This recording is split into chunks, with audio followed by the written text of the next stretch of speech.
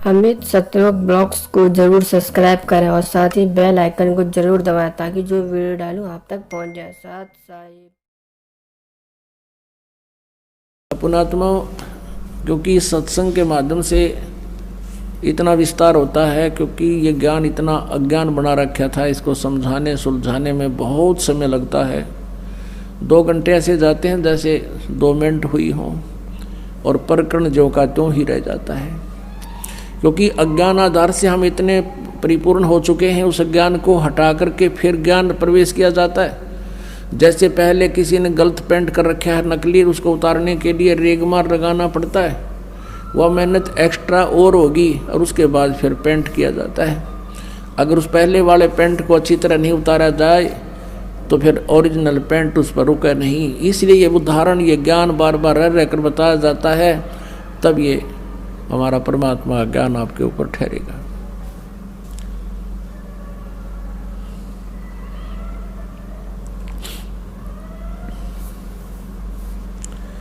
तो क्या बताते हैं कि जेता अंजन आंजिए चश्मों में चमकंत। आप पुण्यात्माओं, सत्संग के दौरान आपका एकाग्रचित होना चाहिए कि के शब्द इस दास के मुख से निकले हैं। इनमें प्रत्येक के अंदर बहुत बड़ा रहस्य और आपके काम की बातें होती हैं।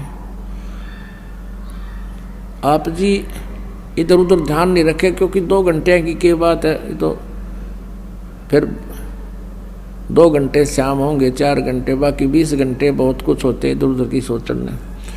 तो अब जैसे ये कई बार बताते हैं, कई भक्तों को शंकाएं भी रह जाती हैं। प्रत्येक को इंडिविजुअली नहीं बताया जा सकता, ना समाधान किया जा सकता। सत्संग इसलिए किया जाता है सामूहिक तौर पर, आपको कुछ ऐसे गूढ़ रहस्य भी साथ में बताए जाते हैं जो आपको आवश्यक है। अब इसमें क्या शब्द आया है कि जेता अंजन आंजिए वो चश्मों में दिखनते। अंजन माने माया। जितना भी अंजन यानी भक्ति रूपी जो शक्ति तो ग्रहण करेगा, भक्ति धन, भक्ति माया, वो तेरी आँखों में चमकेंगी।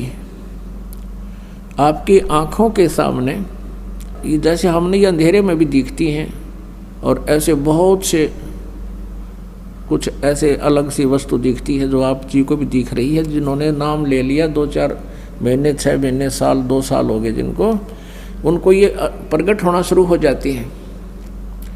आँखों के सामने थोड़ी सी दूरी पर सितार से नजर आएंगे। बहुत ज़्यादा और भी काफ़ी क्रियाएं अपने आप दृष्टिगोचर रहती। वो क्या है, हमारी जितनी भक्ति अंदर, हमारी भक्ति बढ़गी, उसका लेवल है, उसका प्रतीक है कि आपकी भक्ति इतनी हो चुकी है। और एक भक्त, कई बार कुछ भक्त ऐसे मिले, वो कहने लगे जी मेरी आंखें खराब होगी, आँखें के आगे काला काला दिखे, तार से दिखे, और डॉक्टर को भी दिखा, डॉक्टर बोला ऑपरेशन करा ले। मैंने कहा भाई ये तार जो है, ये जो भी तुझे दिखाई दे रहा बेटा, तेरी भक्ति का प्रतीक है, और ये हमें भी दिखाई देते हैं। ये ना दिखे फिर भक्ति है नहीं तुम्हारी। ये देखने से नहीं अपने आप दिखेंगी, ऐसे आप ध्यान से देखोगे। आपको कई बार ऐसा लगा जैसे कोई मक्खी आ गई, खाना खाते समय भी ऐसे लग रहा है मक्खी या मच्छर आ गया, लेकिन वो हमारे परमात्मा अंदर से जो भक्ति का आगे प्रतीक, वो रिफ्लेक्शन बाहर आ रहा है। और ये सूक्ष्म शरीर ऐसा ही होता है, और ये भक्ति का प्रतीक भी उस नूर से ही हमारा ये लेवल बता रहा है। तो इस प्रकार चिंतित नहीं होना। बहुत से ऐसे भक्त हैं, एक कहने लगा जी मैं तो घर से बाहर नहीं निकलूँ, देखूँ जब मैंने दिखन लग जाए, मैंने डर गया कदे भूत हो।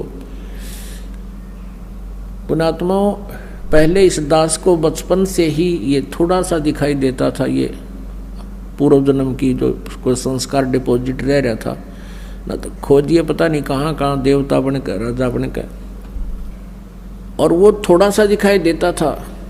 ज़्यादा से ज़्यादा 1 इंच की लंबाई होगी, एक ही था वो, यानी इतनी ही शेष कमाई बची थी इस कलयुग में।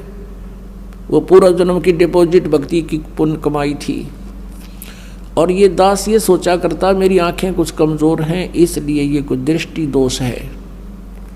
जब उपदेश लिया, नाम लिया, 5-6 महीने के बाद देखा तो ये तो और गणा बढ़ गया। 1 साल के बाद तो विघ्न हो गया और ज़्यादा बढ़ गया। मैंने सोचा बड़ी बात दिक्कत आई। तो गुरुजी उसमें वृद्ध बहुत थे, 104-5 वर्ष की आयु हो चुकी थी हमारे पूज्य गुरुदेव जी की। उनसे ज़्यादा समाधान नहीं करा पाया करते, क्योंकि और भी बहुत भगत थे। हमारा नंबर भी देर से आता था, कभी आता कभी नहीं आता था। तो एक दिन दाव लग गया और दास ने यही प्रकरण उनसे कहा कि गुरुदेव ऐसे ऐसे, पहले तो ये छोटा सा था, अब ये बहुत बढ़ गया, लगता आंखें और वीक हो जाएंगी। तब वो हंसे, कहने लगे बेटा ये तो तेरी भक्ति बढ़ गई, और यही तो प्रतीक है। आज तक मेरे को किसी ने नहीं बताया कि मेरे साथ ऐसा है जो आज आपने आकर बताई है। इसे सिद्ध ये भक्ति ना करते बाकी के। और ऐसा ही था उनके पास, कोई माया मांगना होता, कोई बेटे मांगना आया करता, कोई कार कोई ठीक, और वहाँ भी नाम ले लेते और फिर माता ही घंटी बजाते, विष्णु देवी पर भी जाते वो सारे है थारा। ईब समझ माई हो तो कर्म बिगाड़ रहे थे, ठीक करना उन्हें कुछ दिखा था और क्या दिखना था। आप जैसे पहले तो सतयुग त्रेता द्वापर में परमात्मा ने अधिक प्रयत्न इसलिए नहीं किया क्योंकि सभी सुखी थे, सभी की समाधियां लगा करती थी, स्वस्थ शरीर थे। क्योंकि पुण्य जब तक चलते हैं प्राणी के तब तक ये यहाँ का नकली सुख महसूस करता रहता है। और जिसको बताना चाहते थे वो सुनना नहीं चाहते थे। सभी कहते थे हमें मौज हो रही है, हमें किसी और भगवान की आवश्यकता नहीं, हमारे तो कृष्ण जी ने या विष्णु जी ने हमारी मौज कर रखी है। अब कलयुग में परमात्मा ने पता था कि कलयुग में इनकी सारा जाड़ा आ लेगा, इनकी सब पुण्य कमाई नष्ट हो जाएंगी और पहले की कमाई इनकी होगी नहीं। और जिन भगवानों को ये मोक्षदायक मानकर इनसे सुख राहत प्राप्ति के लिए पूजाएं भी कर लेंगे, उनसे राहत मिला नहीं, क्योंकि वो दे ही नहीं सकते, वो आपके भाग्य में परिवर्तन नहीं कर सकते। तब परमात्मा ने कहा था कलयुग में फिर मैं पहचान में आ जाऊंगा इनके, क्योंकि इनके पिछले पुण्य होंगे नहीं, बिरान माटी सबकी हो जाएगी। आज कोई परिवार खाली नहीं जिसमें कष्ट ना हो, और 1-8% को शेष बचा हुआ है, उस पर ना जाने कल के बिजली गिर जाए। तो इस परमात्मा की शरण में आने से आपके कष्ट भी दूर होंगे, गारंटीड होंगे। ये सत्कर्म मान लेना पुण्यात्मा हो।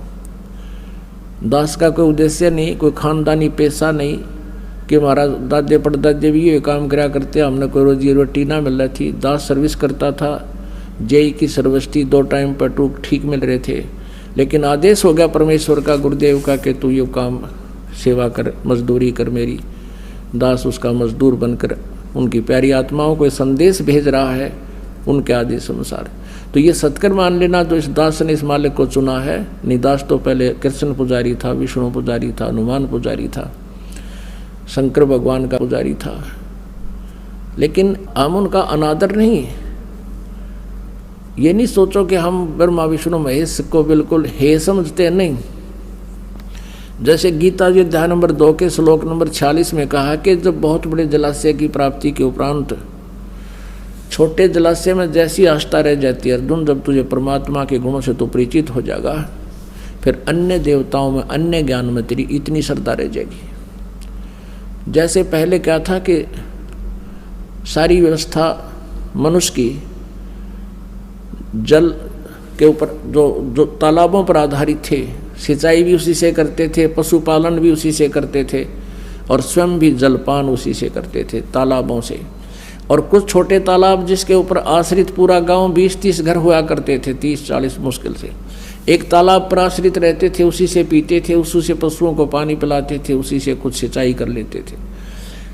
अब 1 वर्ष वर्षा ना होती तो वो सूख जाते थे, सब तड़प जाते थे, वो भाग जाते थे इधर उधर कहीं बड़े जलाशय की खोज में। और उन व्यक्तियों को कोई बहुत बड़ी झील प्राप्त हो जाए जिसमें 10 वर्ष वर्षा ना हो तो भी जल अंत ना हो, समाप्त ना हो, तो फिर उन व्यक्तियों की धारणा छोटे जलाशय में जिस आस्था रह जाएगी उस बड़ी झील की प्राप्ति के बाद, तो उनको वो छोटे तालाब वाला जल व्यर्थ नहीं लगता, वो बुरा नहीं लगता, लेकिन उसकी कैपेसिटी नहीं है जो उनको सदा सुखी कर सके। वो स्वयं नाशवान है। वर्षा होगी तो वो परिपूर्ण हो जाएगा, 1 साल गुजारा हो जाएगा। 1 वर्ष वर्षा ना हुई तो आश्रित भी मरेंगे, वो तो सूखे गया। और उस झील के ऊपर जल वही है, वर्षा का ही जल है, शुद्ध जल है वो, लेकिन उसकी कैपेसिटी पूरी नहीं है, बहुत कम क्षमता का है। ऐसे ही ब्रह्मा विष्णु महेश के जो पावर है या बुरी नहीं है, और परमात्मा की पावर क्या है, तो दरिया है, दरिया गंगा दरिया जैसा समझो, जिसका जल कभी अंत ना हो, नहा भी ले, धो भी ले, नहर भी निकाल ले, सिंचाई भी कर ले, फिर भी खत्म ना हो। तो इस प्रकार हमने इस परमात्मा में जब आपकी आस्था हो जाएगी, इसका ज्ञान हो जाएगा, फिर ब्रह्मा विष्णु महेश में हमारी फिर वो बुरे नहीं लगते, लेकिन उनकी अक्षमता का पता लग गया हमने। और जिसने 10 वर्षा ना हो रहा ऐसा झील मिल जाए, फिर कौन झांकण जाएगा उसके ऊपर। अंडरस्टूड है कि जो कार्य ब्रह्मा विष्णु महेश जी नहीं कर सकते, और कर सकते थे तो कितना कर सकते थे, और वो हमें उससे सारा ही मिल रहा है, तो वहाँ कौन जाओगा, फिर वहीं बस जाएंगे उसके पास जा करके।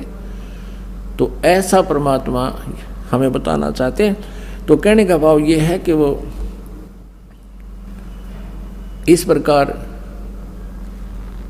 इस दास ने इस परमात्मा को खूब पहचाना, और लगभग सन 1994 से आज 2011 आ गया है, 17 वर्ष के करीब हो गए हैं। और जो सुख और जो स्थिति में परिवर्तन इन पुण्यात्माओं में किया है, जो दास देख रहा है कि जिनके पास साइकिल नहीं थी, 2 कार चले उनके, अब ये तो वैसे ही, ये तो आपको यहाँ की सुविधा तो ऑटोमेटिकली मिलेंगी इस भगवान की भक्ति से। जिनको तुम भटक रहे थे, इससे को ऊपर सारा डिवोट हो रहे थे, माया कमाने के लिए हुकंड करो, कुछ भी हो जाओ, वो ये करने न तैयार थे, ये तो आपको इस भक्ति से मालिक आप व्यवस्था करेगा, किसी तरह भी करे, और 1 नंबर का धन देगा आपको। कैसे देगा कि पहले इस दास ने जब उपदेश लिया तो ऐसा एक प्लाट था, वो प्लाट लिया 4000 रुपये का, और 2 साल के अंदर अंदर ही 1.5 वर्ष के बाद उसके आसपास से बाईपास निकल गया। उसमें कुछ कंस्ट्रक्शन कर दी इस दास ने, तो सारी कंस्ट्रक्शन मुश्किल से 20,000 रुपये का खर्चा होगा, 1.5 लाख देने वाला आ गया, और पक्की रजिस्ट्री कराई 1.5 लाख में। अब देखो, अब उस समय आज से 20 साल पहले, और कैसे 1 नंबर में धन दे दिया, और सारी उम्र नहीं बचा सकता इतने जितने एकदम परमात्मा 1.5 साल में कर दिए। ये ना जाने कित के कर दे, ये फिर इतनी माया देने लग गया परमात्मा से, हाथ जोड़ना पड़ा, क्योंकि मालिक ने इस माया का अवगुण भी बहुत बता रखा है। इस माया की घनी जरूरत नहीं है, ये तो इतनी मांगे मालिक थे कि साईं इतना दीजिए जिसमें कुटुंब समावे, हम भी भूखे ना रहे, अतिथि ना भूखा जावे। इससे घड़ी मांग ली तो जी का झाड़ हो जाएगा आपका, और परमात्मा साथ रहेंगे तो किसी चीज़ का अभाव आपको नहीं रहेगा। तो कहने का भाव यह है कि जो यहाँ आपको संसारिक सुविधा जो मिलेंगी वो तो फ्री ऑफ कॉस्ट होंगी, वो तो रुंगे में होंगी, रुंगे में। तो पुण्यात्माओं, हमारा जो सौदा है वो तो है मोक्ष प्राप्ति का। यो सौदा हम मोक्ष वाला तोल कर दे रहे हैं आपको, और ये देंगे रुंगे में, जो सुख सुविधाएं आपको यहाँ की चाहिए वो रूंगा मीन परमात्मा। जैसे आपने गेहूं बीज दिया, जैसे क्या होता है कि मेरे बालक भूखे ना मरे, मेरा परिवार अन्न प्राप्त करे, लेकिन उसके साथ साथ भूस तो अपने आप होगा ही होगा, वो भूस तो हो, वो तूड़ा तो बनेगा। तो पुण्यात्माओं, ये वो भक्ति है जिसमें ये माया रूपी भूस तो आपको प्राप्त होगा ही होगा, और साथ में जीवन और बचेगा, वो गेहूं मिलेंगे, यानी मोक्ष मिलेगा।